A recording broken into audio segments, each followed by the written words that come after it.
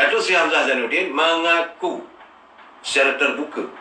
Dia kata tak payah nak polis-polis siasat. Dia kata bila ditanya oleh wartawan, dia dengan dia kata Menteri KDN Hamzah Zainuddin mengaku bahawa suara yang heboh dalam video adalah suaranya dan mengatakan ia tidak melakukan apa-apa salah kerana dia sebagai pengurusi Suruhanjaya polis. Jadi dia kata apa salahnya? Sedangkan dalam keadaan begini, beliau sepatutnya tidak boleh bersikap begitu. Bagaimanapun permasalahan antara dia dengan kemelut dia dengan Ketua Polis Negara, itu saya tak nak campur. Tetapi kepada Datuk Seri Hamzah, kena ingat bahawa tak silap saya, dapatan saya, bahawa dia panggil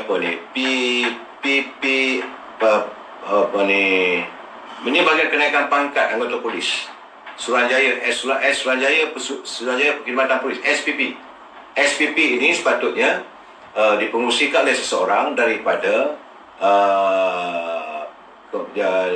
Jabatan Perkhidmatan Awam dan juga semua jawatan-jawatan yang ada dalam jawatan kuasa SPP ini adalah pelantikan daripada Duli Yang Maha Perdana Agong. Dia sepatutnya sebagai menteri tak payah campur lah. Tapi nampak gayanya sudah terjadi polemik perang di media sosial antara Ketua Polis Negara dengan Menteri Awam Dalam Negeri. Ini tak cantik, tak boleh. Saya harap Datuk Seri Hamzah berlapang dada lah supaya kita selesaikan masalah ini kerana negara memerlukan pasukan polis yang mantap untuk mengawal keselamatan. Jangan kita haru-birukan pemikiran mereka dengan polemik. Jangan kita heret pasukan polis dalam politik yang tak menentu. Ya, ini pandangan saya. Cuma yang saya hairan lah, sebab bila ada laporan mengatakan bahawa tadi sidang media yang dilakukan oleh Tan Sri Ketua Polis Negara merupakan sidang media terakhir kerana beliau akan bersara.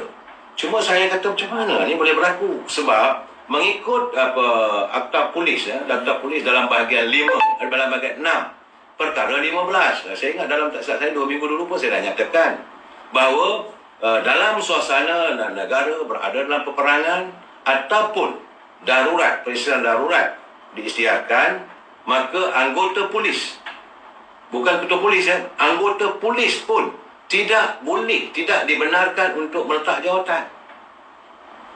Ini di bawah perkara 15. Ia menyatakan seorang pegawai polis boleh bersara atau meletak jawatan dalam pasukan perang itu. Pegawai polis tidak boleh bersara atau meletak jawatan.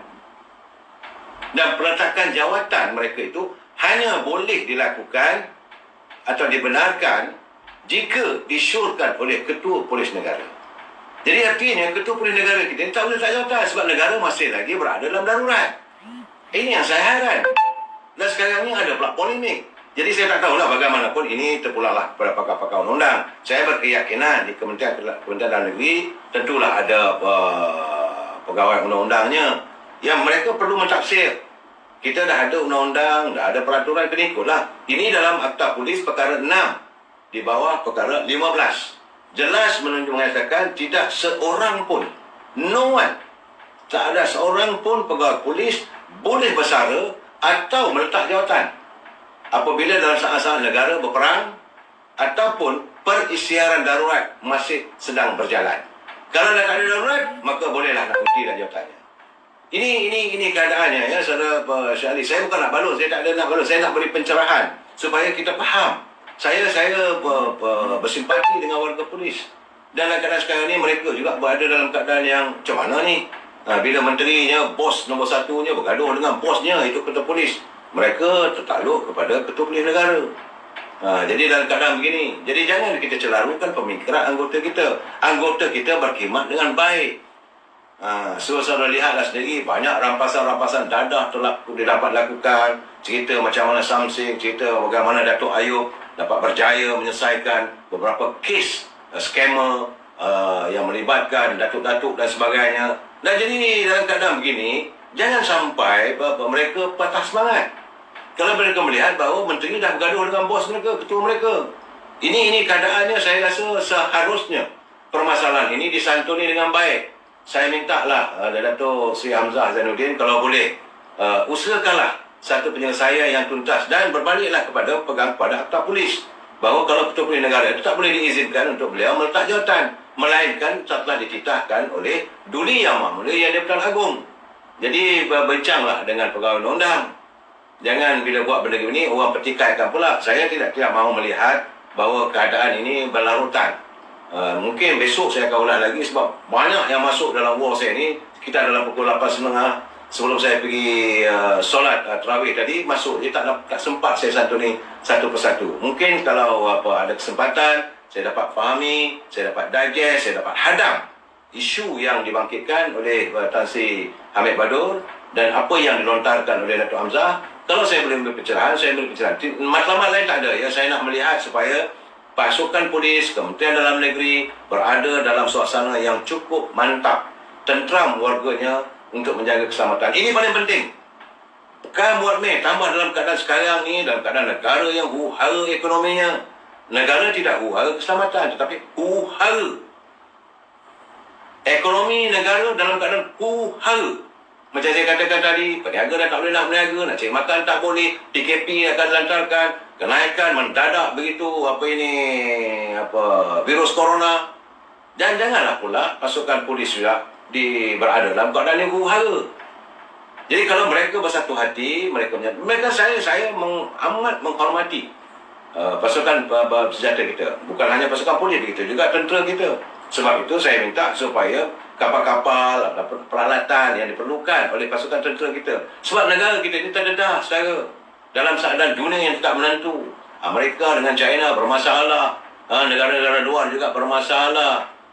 Di Thailand bermasalah. Di Indonesia pun, walaupun pelabur dah datang sana, tapi belum lagi tuntas. Ada permasalahan yang, kalau ada masa nanti, saya akan jelaskan satu persatu. Juga tidak tuntas.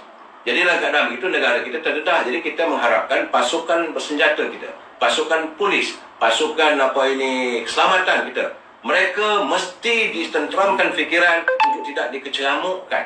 Jangan sampai pula mereka jadi gibah, mereka jadi bosan dengan suasana begini. Tambah-tambah lagi hari ini terdedah pula lagi cerita ni. Ini menyangkut soal polis.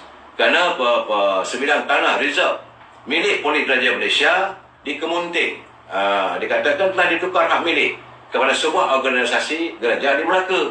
Macam mana benda ini boleh berlaku? Ini didedahkan oleh Malaysia Gazette. Penukaran tanah milik Pidarat ini terbongkar selepas polis menerima surat daripada sebuah syarikat peguam yang mewakili pihak syarikat tersebut pada 14 April lalu. Ini juga perlu disiasat. Macam mana pula tanah milik polis boleh bagi pada orang? Tanah reserve.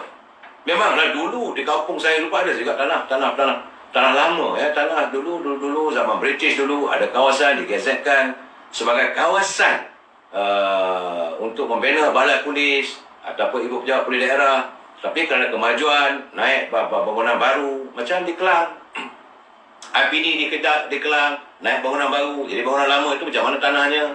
Begitu juga di Johor Bahru ada, saya dapat tahu sekeping tanah yang tinggi nilainya. Tanah itu milik, direservekan untuk polis.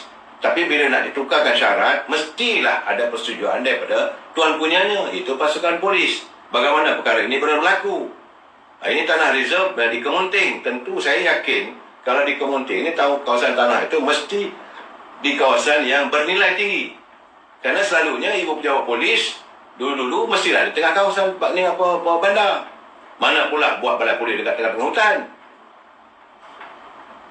Kita di Malaysia ni asal saja ibu pejabat polis atau balai polis atau bertanah-tanah yang direservekan untuk pembangunan balai-balai polis mesti dekat tengah bandar. Bila di tengah bandar ada, tentulah nilainya tinggi. Mungkin, bagi pandangan saya, mungkin juga sudah diadakan bangunan baru. Tapi kalau bangunan baru itu, tanah itu masih kekal milik pihak polis. Jangan pula nak cekau pula.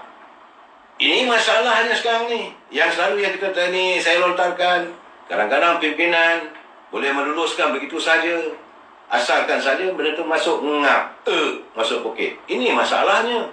Ini dia. Jadi saya makan mendapati tanah reserve persekutuan itu merupakan bekas tapak Barek Kelamin dan rumah ketua balai berpangkat sarjan. Barek Kelamin memanglah dekat tengah pekan. Sesuai itu sirkularan polis telah dibuat pada 20 April oleh polis diri untuk menyiasat status milikan tanah yang sebelum ini merupakan tanah PDRM. Pihak polis kini dalam proses mendapatkan dokumen asal tersebut. Dan satu lagi, lot tanah milik pasukan beruniform itu di kampung Padang Gajah dalam daerah Larut turut dipindah milik tanpa pengetahuan pihak polis. Ini yang berlaku, saudara. Tanah polis pun mereka nak cakap. Hai, saya heran lah. Kalau nak samun pun pergi menyamun lah tempat lain. Janganlah kamu samun perkara kawasan balai polis. Tanah polis pun kena cakap. I cannot brain lah this one. Nah, ini keadaan, saudara. Sebab sepatutnya tanah-tanah itu diserahkan kepada korporasi polis.